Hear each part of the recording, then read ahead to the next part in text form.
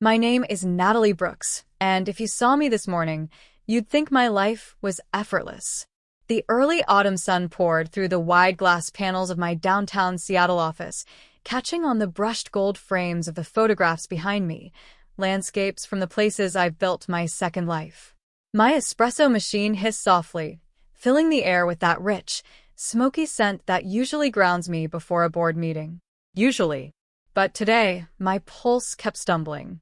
Because of the text glowing on my phone. Your sister's in town. With Mom and Dad. They want to talk. Just 7 words from my assistant, yet my throat tightened like it used to in those endless nights when silence was my only company. I smoothed a hand over the sleeve of my cream silk blouse, trying to iron out the invisible tremor in my fingers.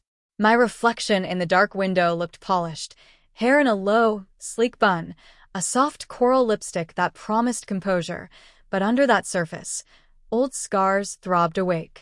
The last time we'd all been in the same room, my parents told my husband, my ex-husband now, divorce her. She's broken. She can't give you a child. And my sister, my only sister, laughed. I thought I'd buried that sound deep enough.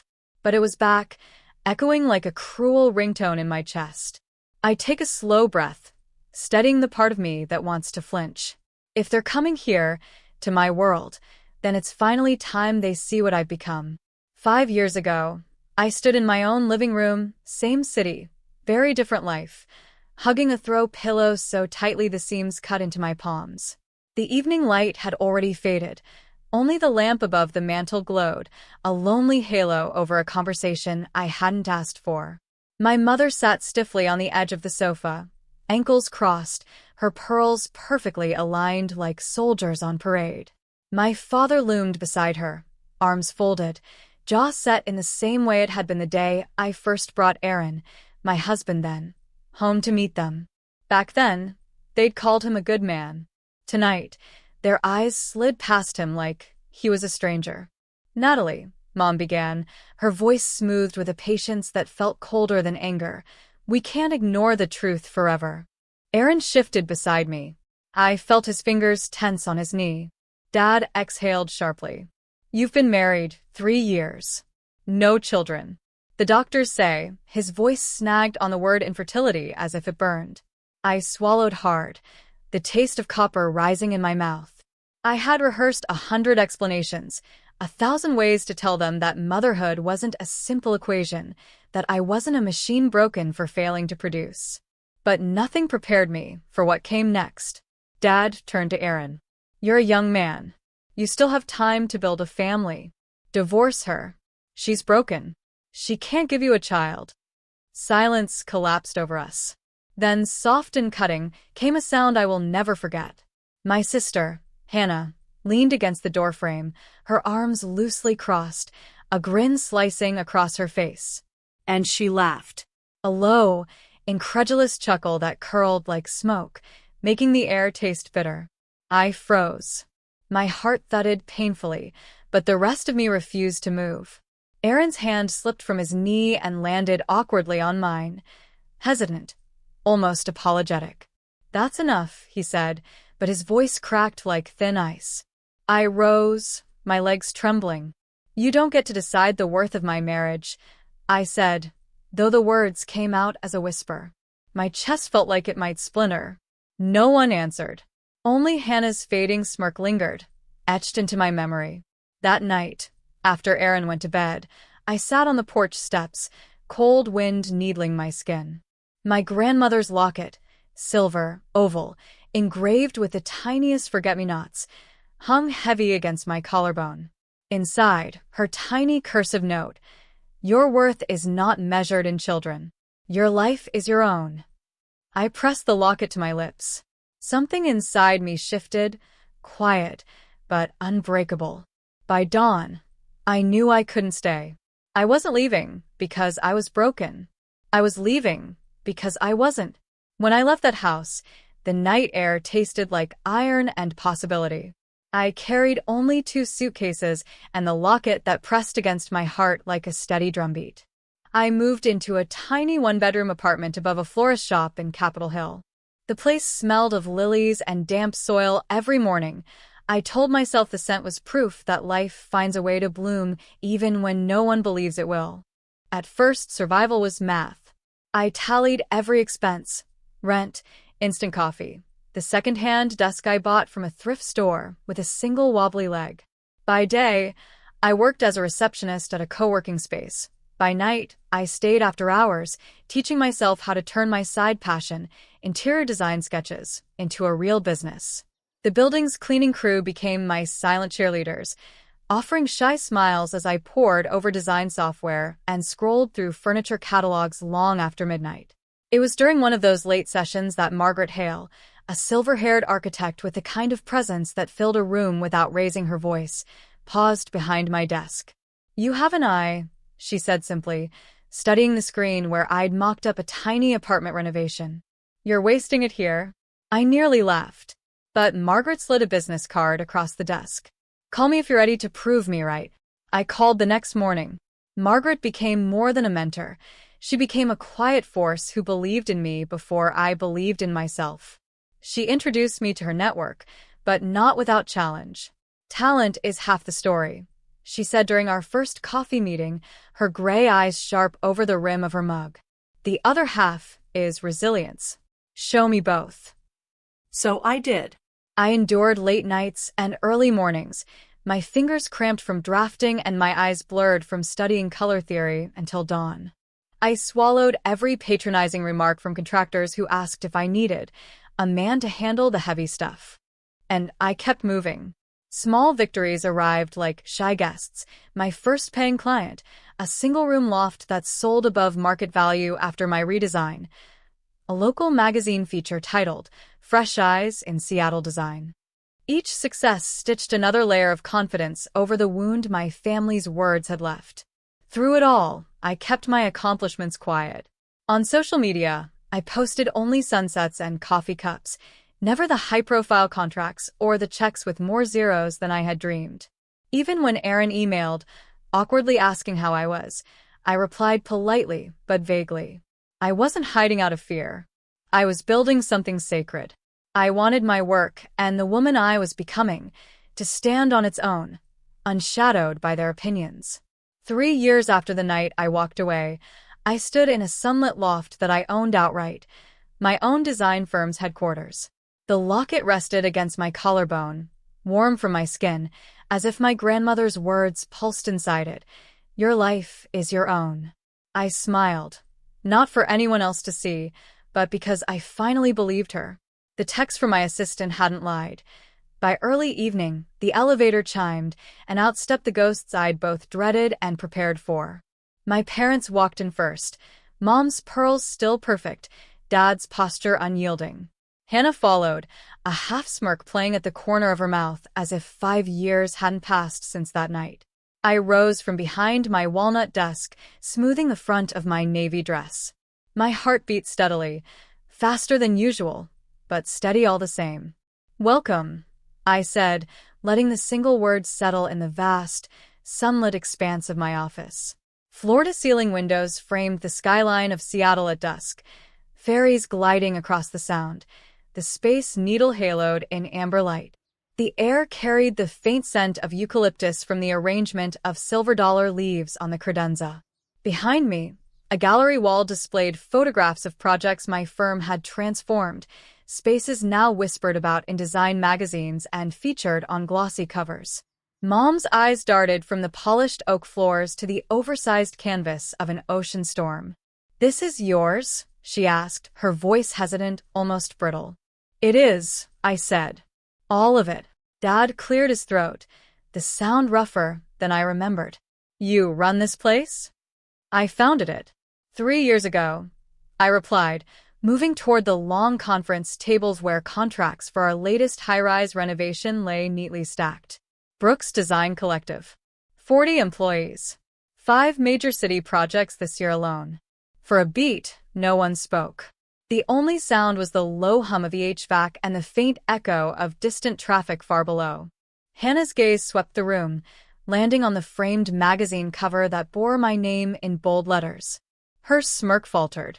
"You did all this without," she began, then caught herself. "Without a husband? Without a child? I finished for her, my voice even.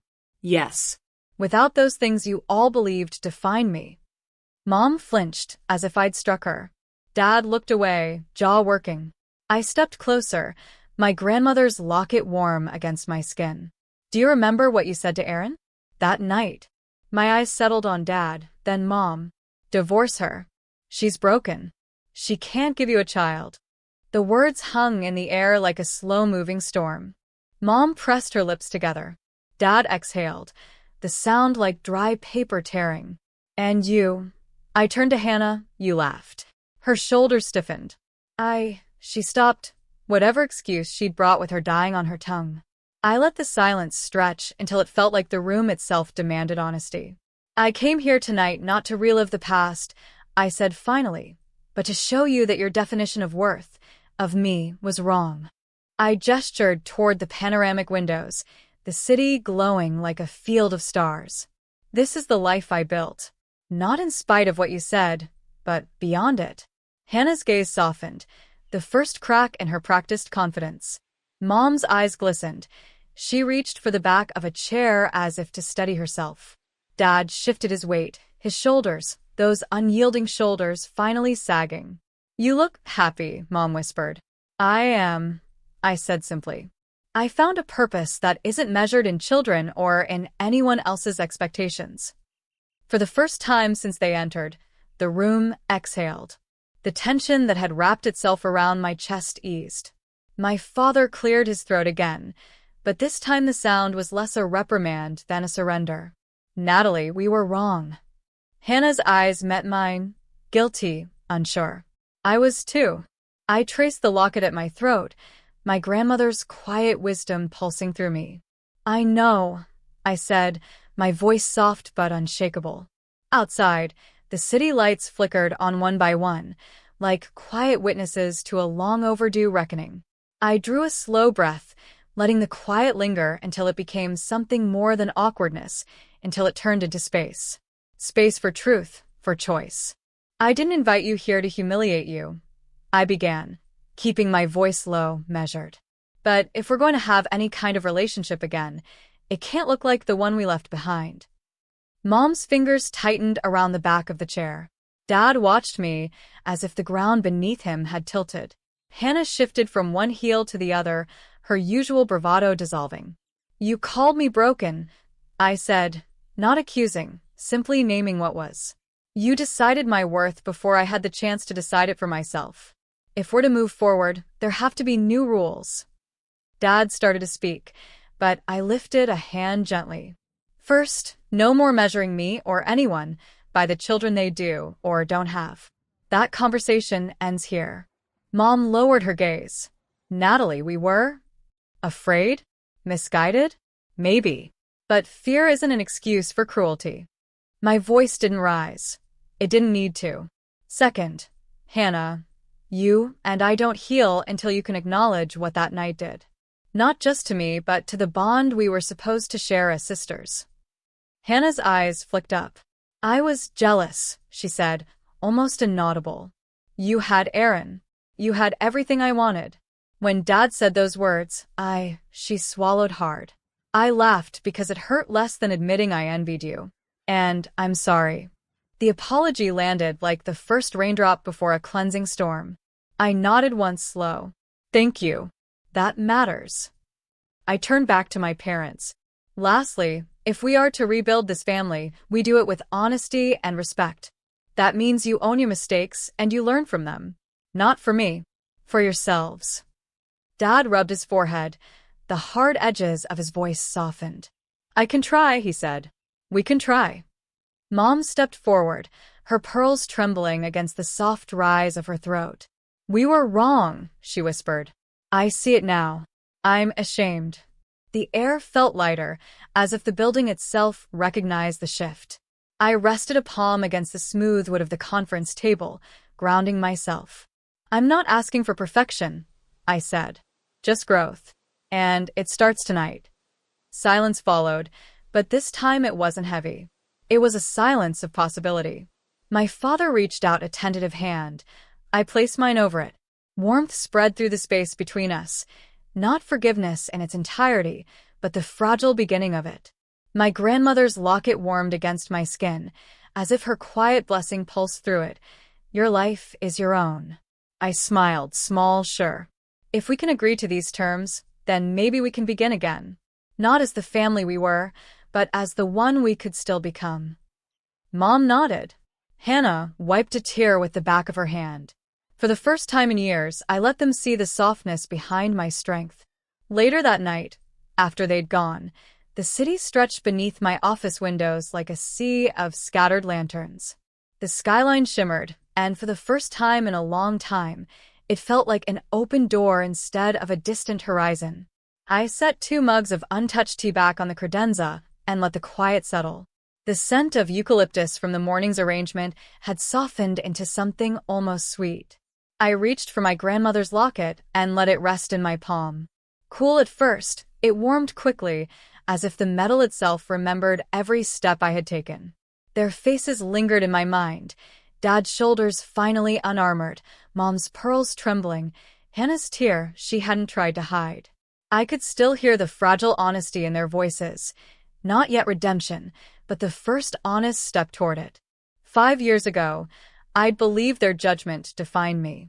Tonight, I saw it for what it had always been. Their fear, not my flaw.